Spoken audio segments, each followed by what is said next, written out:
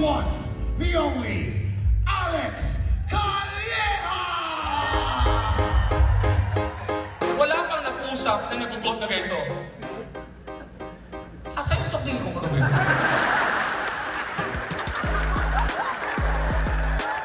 Kailan mo unang na-discover na nakakatawa ka pala? 42 na yung nanay ko na pinanganak ako. Menopause baby. Ibang menopause daw, it's either mapupunta sa pagka-topak o matalino. Hindi ko alam, napunta ata ako doon sa gitna lang na may topak na may konting utak. So, This is Sessions with Brian Yamsuan. Kwentuhan ito about life. Makakasama natin ang mga taong nagbibigay inspirasyon sa atin sa bawat hamon ng buhay. Minsan may kantahan din, tawanan, pwede rin may iyakan. Express yourself, ika nga. Tara, magkwentuhan tayo.